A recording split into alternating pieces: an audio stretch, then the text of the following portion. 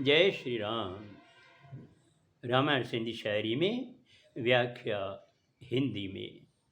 पृष्ठ 39 अयोध्या कांड। इसके पहले निषाद राजगुह ने जब राम और सीता को जमीन पर सोते देखा तो उन्हें बहुत ही पीड़ा हुई और इधर सुमंत्र वजीर को भी बहुत दुख होता है। सुबह होते ही वो श्री राम के सामने हाथ जोड़कर खड़े हो जाते हैं और जो राजा दशरथ ने उनको कहा था वो बताना चाहते हैं। अब आगे। पुट सीता रथ विहारे, साण वठी अच बन ॾेखारे, दर्शन गंगा जो बिकराए, अच जा जल्दी खेन वराए।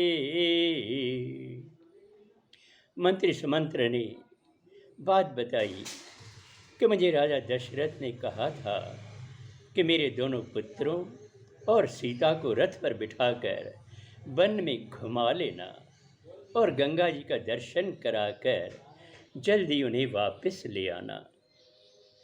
जाहिर ये मंत्री कयो राजा जो विचार, अर्ज करे पेरन किरी, रोण लगो जिय बार।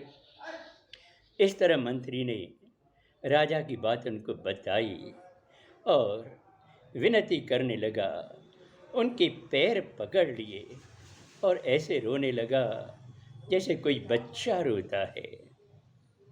मंत्री हर हर मिंथ करे थो, मोट करण लय जोर भरे थो, राम बि उनखे थो समझाए, ज्ञान भरा थो वचन बुधाए। मंत्री बार बार मिन्नतें करता है और श्री राम को वापस चलने के लिए जोर भरता है। राम भी उनको बार बार समझाते हैं और ज्ञान से भरे हुए वचन सुनाते हैं।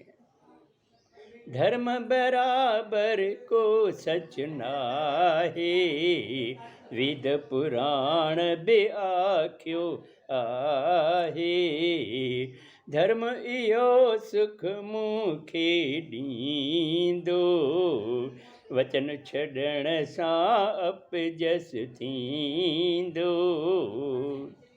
राम ने कहा कि धर्म के बराबर कुछ भी सत्य नहीं है, ये वेद पुराणों ने भी कहा है। और यदि मैं अपने धर्म का पालन करता हूँ और अपने पिता के वचन का पालन करता हूँ तो इससे यश बढ़ता है, अगर छोड़ेंगे तो अपयश होगा। पूज पिता खे चवनी, हित सब सुख ई आहे, का बिन चिंता कन पिता, मोटन वाजिब नाहे। राम ने मंत्री से कहा कि पूज्य पिताजी को जाकर कहो कि हाँ सब सुख है, कोई दुख नहीं है, चिंता की कोई बात नहीं है और मेरा वापस आना वाजिब नहीं है। राम वचन सो पुख तो आहे, उन्नति वस बित कहीं जो नाहे, सुमंत्र आखिर शीस निवायो, अवध वजन जो आहे सायो। जब उन्होंने देखा सुमंत्र ने कि राम का वचन पुख्ता है, दृढ़ है और इस पर किसी का वश नहीं चल सकता, तो सुमंत्र ने आकर शीश झुकाया और अवधपुरी जाने की तैयारी करने लगा। अब आगे अगले सोमवार को। जय श्री राम।